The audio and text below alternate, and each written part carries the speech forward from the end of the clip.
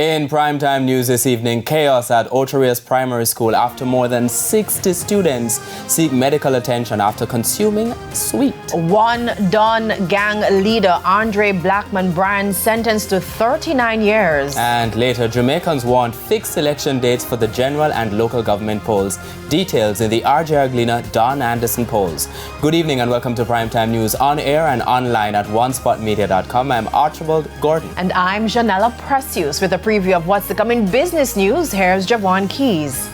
Well, Janella, after a day of industrial action at the CIBC First Caribbean Bank, we're being told that workers will return to the job effective tomorrow. So we'll tell you why they took that strike action a little later on in the business day.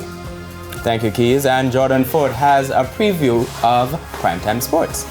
Well, Archie, we all remember the JFF's decision not to renew the contract of Reggae Girls history-making coach Lauren Donaldson last week.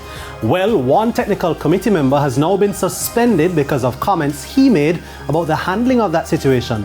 I'll tell you more in Primetime Sports Monday. The drama continues. I tell you, on a happy note, look who's back. Romain is here with a preview of the weather report and forecast. Romain? Thank you, Janella. Now, for the remainder of this week, we are expecting a wetter pattern across most of the island, especially across western parishes. Strong showers and thunderstorms most afternoons this week.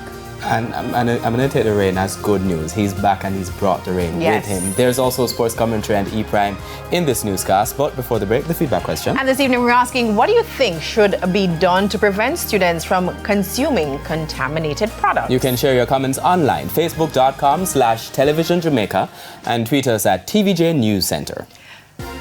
Stay with us. Primetime News returns after this break.